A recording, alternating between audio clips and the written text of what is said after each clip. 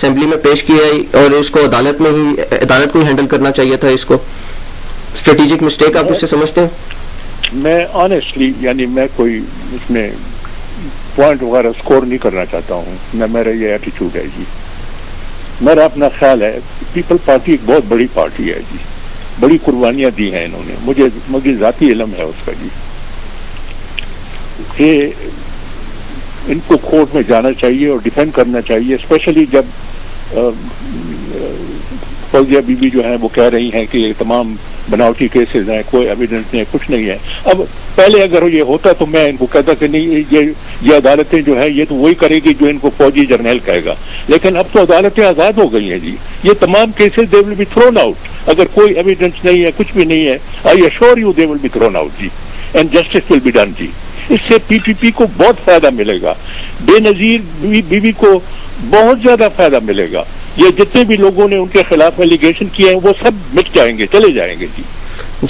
Not follow this honourable court जी। फौजिया वहाब साहिबा, आप लोग अमर हो जाएंगे, आप लोग अगर ये केसेस फेस कर लेंगे और ये अगर गलत है तो फिर वो उनको फेंक देंगे, सबकी तसल्ली हो जाएगी जो आपके नाके दीन है, और पीपल्स पार्टी मेरा ख्याल से फिर उसको हराना किसी भी इलेक्शन में जो बहुत मुश्किल हो जाएगा। देखिए, हम वो लोग हैं जो कोर्ट में जाने से डरते नहीं हैं। हमारा दामन पाक है, हमारा दामन साफ है, हम नहीं डरते, हम फेस करते, हम भागते नहीं हैं।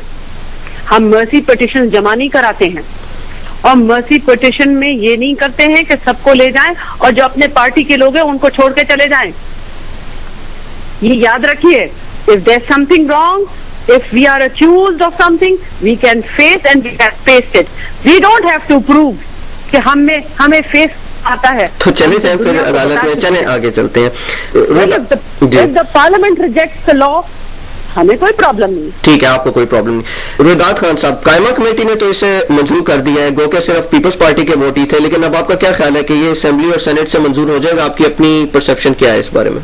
मैं अपना आपको बताऊं जी, अगर मैं कहता हूं जी, कोई पार्लियामेंटेरियन या कोई सेनेटर उसको शर्म नहीं आएगी तो वो इस किस्म के लॉ को वो उसके ऊपर अंगूठा लगाएगा और उसको क्लियर करेगा और उसको वैलिडेट करेगा जी, और उसको एक्ट की शक्ल में उसको कन्वर्ट करेगा जी।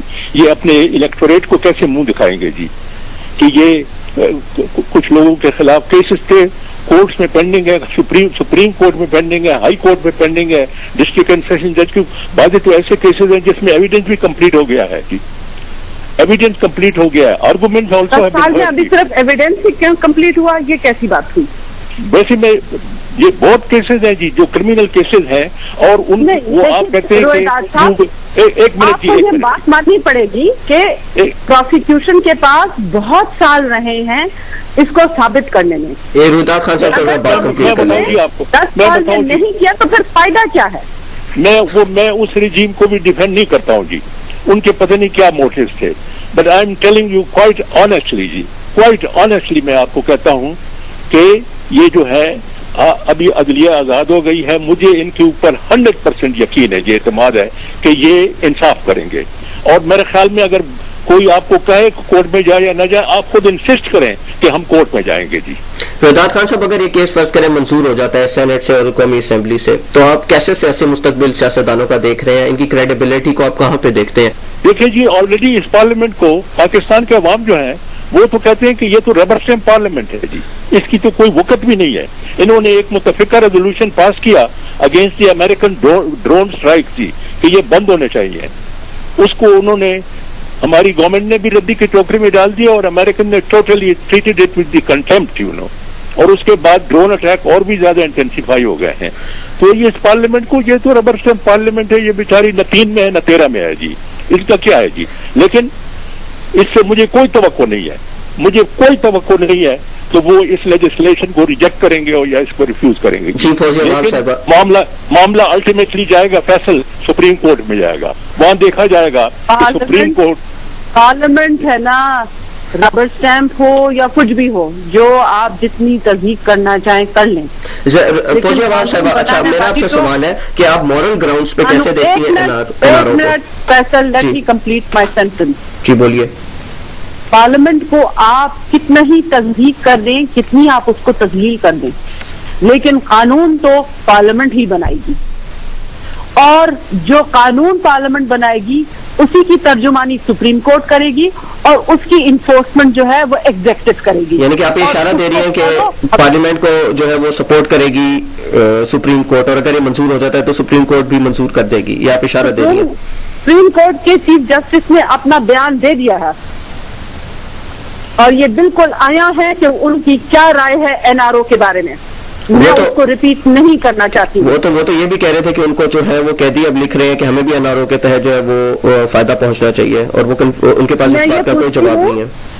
उन्होंने इस तरह का कोई उस वक्त ही स्टेटमेंट दिया जब मियां नवाज शरीफ मुल्क से छोड़ के चले गए थे, तब आम कैदियों ने क्यों नहीं कहा कि हमें भी है ना इसी तरह की मर्सी पिटीशन पे हमें 10 साल के लिए मुल्क छोड़ के जाने की इजाजत दी जाए, हम भी अपना वादा पूरा करेंगे और 10 साल के बाद वापस आएंगे। देखिए, पीपल्स पार्टी जो है वो पूरे मुल्क की सबसे बड़ी जमात है और लोग जो है वो पाकिस्तान पीपल्स पार्टी को देखते हैं, बहुत कुर्बानियां दी हैं पीपल्स पार्टी ने, इसलिए इस तरह की बात ना करें। हमने बहुत कुर्बानियां दी और हम कुर्बानियां दे रहे हैं और हम हमेशा यही मैंने भी कहा है कि उन्होंने बहुत कुर्बानियां दी हैं, तो वो जो है स्टेप अहेड देखना चाहते हैं लोग बाकी मुल्क की जो है वो पार्टी से, और उसको सक्सेसफुल देखना चाहते हैं। अब यकीन करें कि कोई भी इधर जो है वो जमहूरियत को नुकसान पहुंचाने के लिए नहीं बैठा, बल्कि हम लोग आपको हेल्प कर रहे हैं ताकि आप लोगों को ये पता चले कि जहां पे आप हुकूमत से गलती हो रही है वहां पे उसको ठीक करें और एक कामयाबी से जो है अपने 5 साल पूरे करें। अच्छा, आप मॉरल ग्राउंड्स पे जो है वो कैसे एनआरओ की मंजूरी को देखते हैं? बहुत अच्छा काम होगा, ये कौम बहुत खुश होगी। बिल्कुल, अगर इम्तियाज कानून मौजूद है कुछ लोगों के लिए फिर तो वो कानून को खत्म होना चाहिए ना। कौन ढोल बजाएगी, मिठाइयां बांटेगी, सब कुछ होगा। ऐसे केसेस जो हैं उसको खत्म होना चाहिए। प्याज, अगर आप डिस्क्रिमिनेशन फ्री कानून की बात करना चाहिए तो फिर सारे इस तरह के होने चाहिए। रोहिदाद खान साहब, आपको क्या लगता है कि तबके पे है ना इम्तियाज नहीं होना चाहिए? ठीक है, ये बात आपकी बिल्कुल सही है। रोहिदाद खान साहब, आपको क्या लगता है कि इस बिल के ऊपर पीपल्स पार्टी बज़ाहिर तो पाकिस्तान पीपल्स पार्टी इसकी सपोर्ट करती है, लेकिन इसके अंदर भी इख्तलाफात हैं?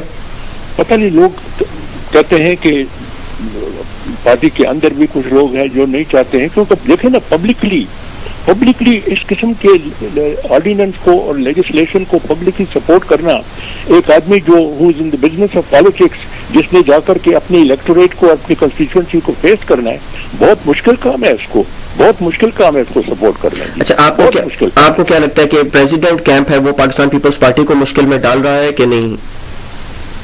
मेरा मतलब ये है ना जी, ये तो खैर उनका अपना इंटरनल मामला है, इनका अपना वो है जी, लेकिन बात ये है कि ये मामला जाएगा सुप्रीम कोर्ट में जाएगा, और ये जो पार्लियामेंट के सामने जब ये जाएगा तो सिविल सोसाइटी वाले पार्लियामेंट के सामने डेमोन्स्ट्रेशन करेंगे अगेंस्ट दिस लेजिस्लेशन जी। अगर ये एक्सेप्ट हो गया तो पाकिस्तान का रहा था जो थोड़ा बहुत उनका रह गया है वो मुंह काला हो जाएगा, इंटरनेशनली पाकिस्तान का मुंह काला हो जाएगा जी। ये फौजिया केसेस जब बने हुए थे तब मुंह काला नहीं हो रहा था हमारा। फौजिया साहब, मेरी कंफ्यूजन दूर कीजिएगा, बना के सियासी लीडरों को विक्टिमाइज किया जा रहा था तब मुंह हमारा काला नहीं हुआ। फौजिया साहब, मैं ये कहना चाह रहा हूँ, अंधेरे में हमने जब रात के अंधेरे में मुल्क से एक वजीर आजम को निकलने दिया तब हमारा मुंह काला नहीं हुआ। अच्छा फौजिया, जब हमने एक वजीर आजम को जिसने इलेक्ट हुआ था, जो पॉपुलर आदमी था, उसको फांसी पे चढ़ाया तब हमारा मुंह काला नहीं हुआ। और जब है ना मिलिट्री गवर्नमेंट ने टेक ओवर किया, जिसको हमेशा रोहिदाद खान साहब सिवाय इस हुकूमत के, इस लास्ट जो फौजी हुकूमत है, वरना हर फौजी हुकूमत के ये खास उनके करीब तरीन एग्जीक्यूटिव होल्डर रहे हैं। फौजिया बीबी, मैं तो आपकी बात तो मुंह तो काले हम लोग के पता नहीं कब के होते रहते हैं। प्लीज, अगर होता है जब मिलिट्री टेक ओवर होता है। अगर ये एग्रीमेंट होता ना जी बिटवीन टू पॉलिटिशियन में कुछ और, जैसा आपने वो किया हुआ है, चार्टर ऑफ डेमोक्रेसी किया है, तमाम पाकिस्तान उसकी तारीफ करता है, तमाम पाकिस्तान उसकी तारीफ करता है, हर खास आम उसकी तारीफ करता है। लेकिन ये तो एक मिलिट्री डिक्टेटर जिसने यूजर्व किया था, 2 दफा उसने कॉन्स्टिट्यूशन को वायलेट किया है, संगीन जुर्म का इर्तिकाब किया है। मैं तो कहता हूँ BB was very ill advised जी to become a party to this, very ill advised जी। फौजिया वहाब साहिबा, प्रेसिडेंट को इंडेमनिटी हासिल है तो परेशानी किस बात की है? उनको तो कोई फर्क नहीं पड़ता। परेशानी नहीं, प्रेसिडेंट कैंप में परेशानी नहीं है बिल्कुल। No, not at all, please. अच्छा, वेरी क्लियर विद यू। अच्छा, There is no parishani, there is no confusion. We are just